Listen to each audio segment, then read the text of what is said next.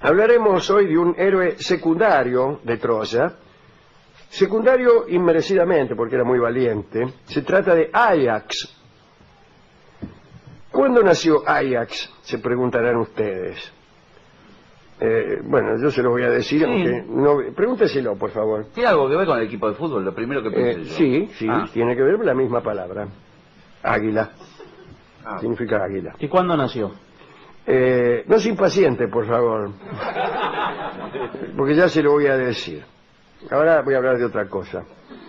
Un día, cuando Heracles fue a visitar a Telamón, que era el papá de Áyax, estaban ahí morfando en un banquete, y en agradecimiento por el morfi que este muchacho Telamón le había servido, Heracles extendió su piel de león sobre la mesa. Como ustedes saben, Heracles iba siempre vestido con una piel de león, parecida al del comodín de los naipes Victoria, si es que no es Heracles el comodín de los naipes Victoria.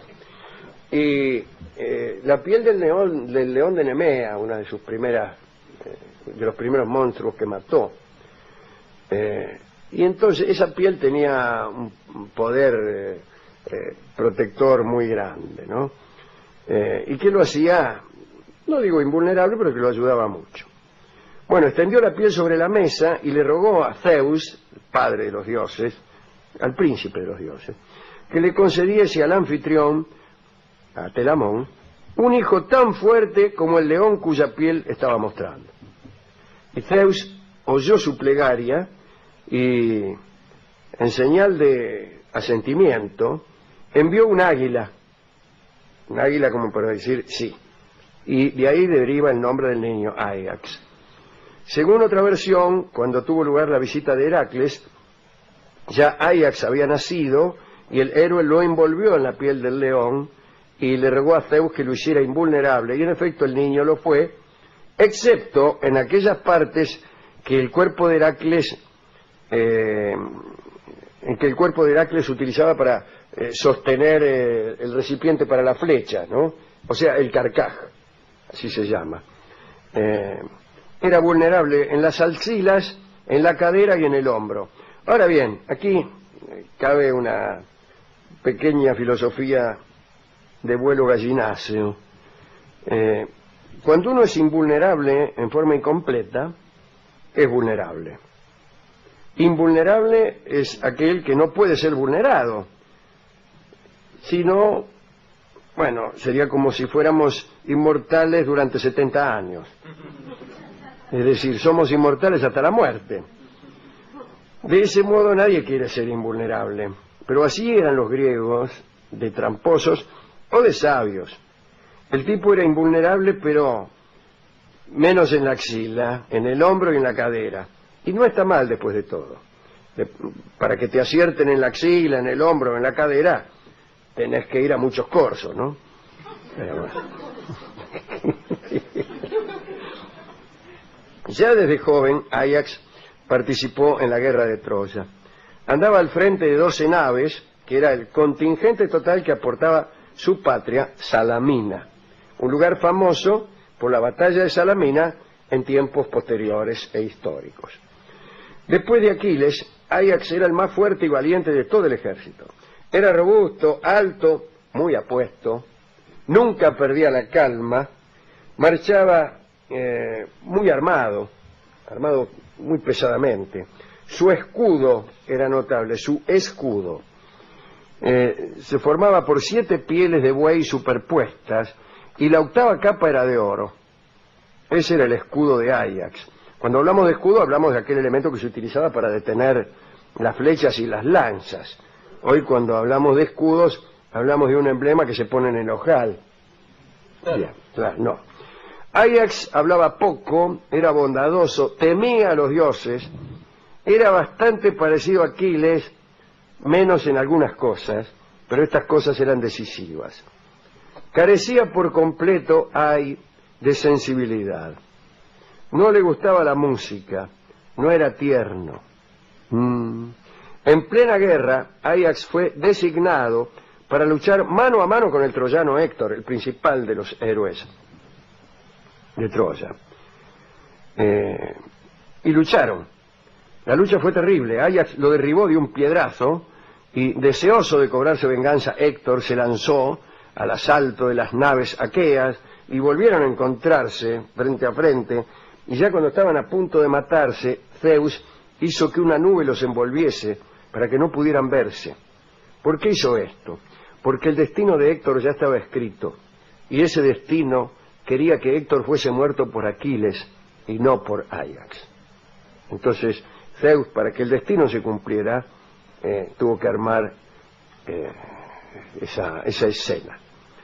Durante los 9 primeros años de la guerra, o sea, durante las 9 décimas partes de la guerra, Ajax participó en expediciones de toda índole. Anduvo saqueando algunas ciudades por ahí, atacó la ciudad del rey frigio Teleutrante, raptó a la hija, que se llamaba Tecmesa, la convirtió en su concubina, destruyó Queroneso, ahí donde reinaba Polimnéstor, destruyó todo lo que había, saqueó rebaños que tenían los troyanos ahí en el monte Ida, etc. Estaba tan agrandado con sus triunfos que, ante el consejo de su padre de vencer con la lanza, pero también con la ayuda de los dioses, Ajax respondió: hasta un cobarde puede vencer con la ayuda de los dioses. El piola vence sin la ayuda de los dioses. Y borró de su escudo la figura de Atenea, y la diosa, que saben cómo era, ¿no?, juró venganza. Dice: así que me borrá del escudo, ya vas a ver. Y las cosas comenzaron a ponerse peludas para el guerrero. Murió Aquiles, y Tetis, la mamá de Aquiles, aquella que lo sostuvo por el talón, ¿no?, incluso también para volverlo invulnerable, pero no completamente, ya que el talón fue vulnerable. Bueno, Tetis decidió conceder las armas del finado Aquiles al griego más valiente que quedara vivo en la guerra de Troya. Se presentaron 2 candidatos, Ajax y el otro fue Odiseo, es decir, Ulises. Ellos 2 habían defendido el cadáver de Aquiles y se creyeron con derecho a reclamar las armas del muerto. Para saber quién realmente los merecía, se reunieron los caudillos griegos y se obligó a todos los prisioneros troyanos a declarar cuál de estos 2 reclamantes les había hecho más daño.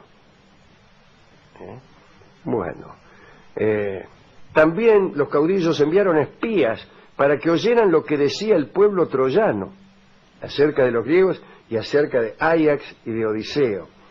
Estos espías oyeron cómo varias muchachas discutían acerca de las virtudes guerreras de estos muchachos. Bueno, esto hará exclamar a muchos cultos oyentes: qué bajo ha caído la raza humana. Antes las muchachas hablaban sobre Ajax y Odiseo y ahora no. Bueno, no importa. No sé si van a buscar eso. Después de un intenso debate, se llegó a la conclusión de que Odiseo había sufrido los más fuertes embates de los troyanos. Pasaron el informe y se decidió conceder las armas de Aquiles a Odiseo. Bueno, a Ajax le agarró un rencor irrefrenable, una gigantesca ira, y decidió vengarse de todos los griegos esa misma noche. Pero Atenea, que ya lo tenía montado entre ceja y ceja, lo volvió loco. Directamente lo volvió loco.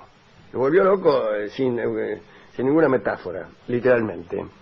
Hizo que se lanzara espada en mano, no contra los griegos, sino contra las vacas y las ovejas que habían afanado en las granjas troyanas. Encadenó a los animales sobrevivientes, los llevó al campamento, y ahí continuó la matanza. Después eligió 2 carneros de patas blancas, les cortó la cabeza y la lengua, a uno lo ató a una columna y lo azotó, y lo insultaba y lo llamaba Odiseo. Estaba loco. Bueno, después recobró el juicio, pero bueno, está bien.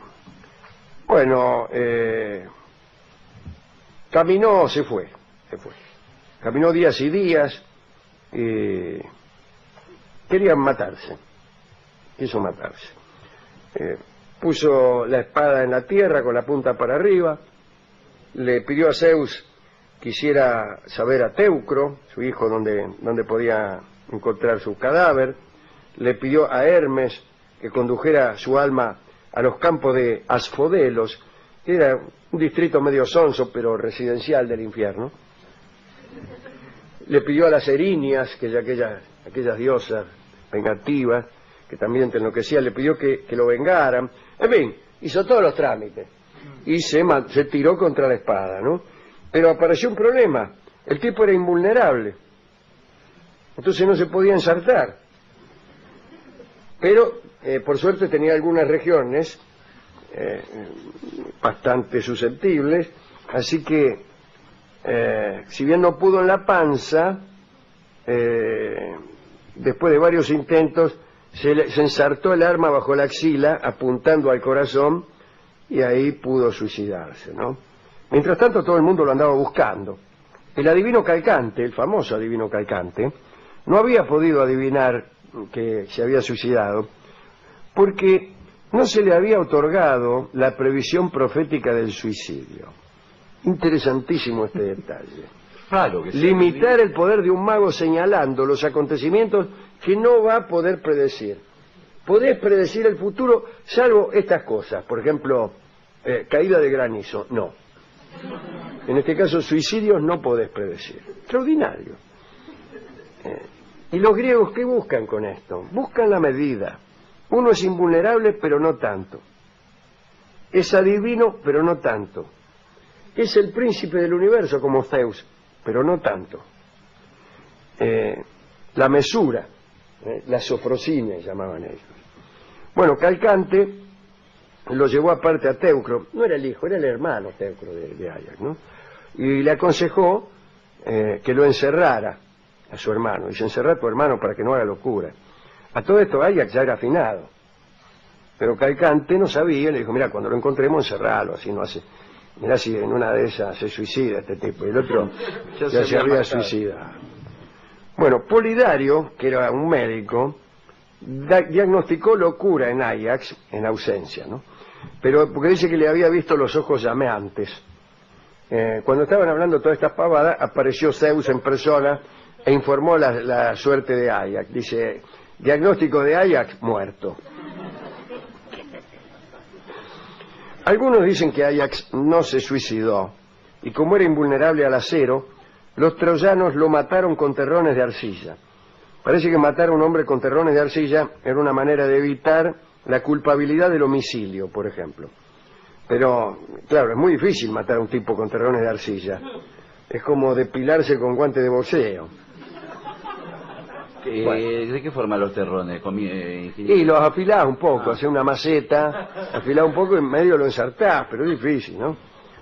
Bueno, recuérdese que muchos años más tarde, Odiseo visitó el infierno y Áyax fue la única alma que permaneció lejos de él, penando y profiriendo insultos, con un rencor que iba más allá de la muerte.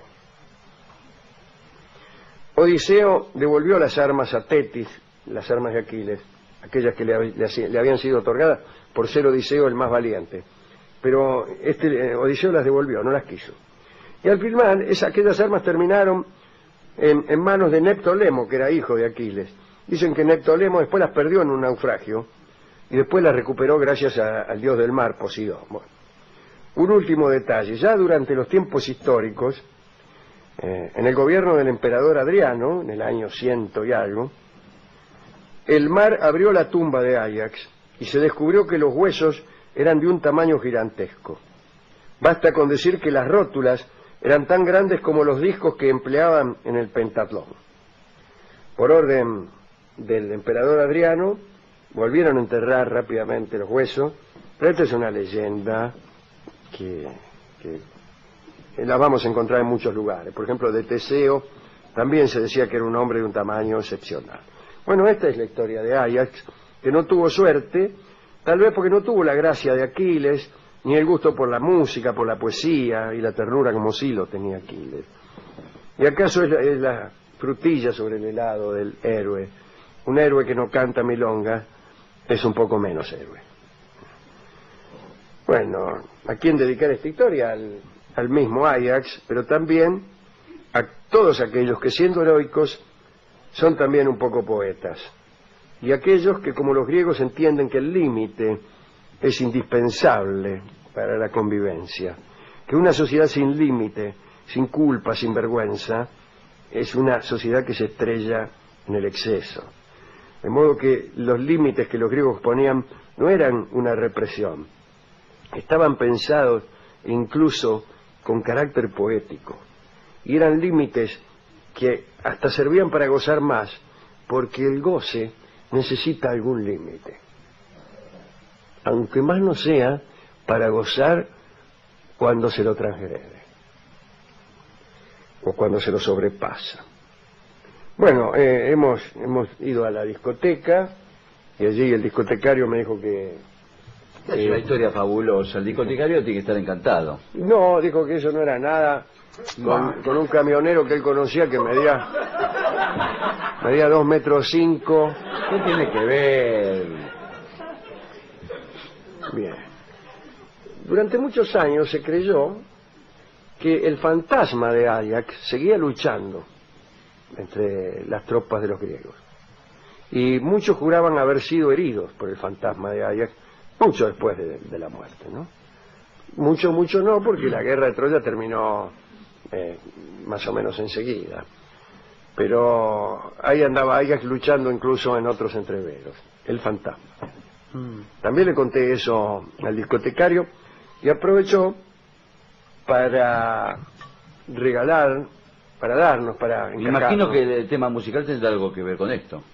No. ¿Con un fantasma? Tiene Sí. que ver con un fantasma. Ah, bueno. Este no es el fantasma de Áyax, pero es el fantasma de Reinaldo Morel, que así se llama, un estilo del que soy autor. Este es el fantasma de un cantor, cosa que no era Áyax. Pero está muy bien oír qué dice un fantasma. Como un fantasma criollo en este caso, lo hemos pasado otras veces aquí, es un fantasma criollo que cuenta en el lenguaje y en el lenguaje poético de los gauchos, de los criollos, o de ese género, si usted quiere, cumpliendo las reglas del género de la poesía gauchesca, cuenta que es un fantasma, y me parece que no está mal.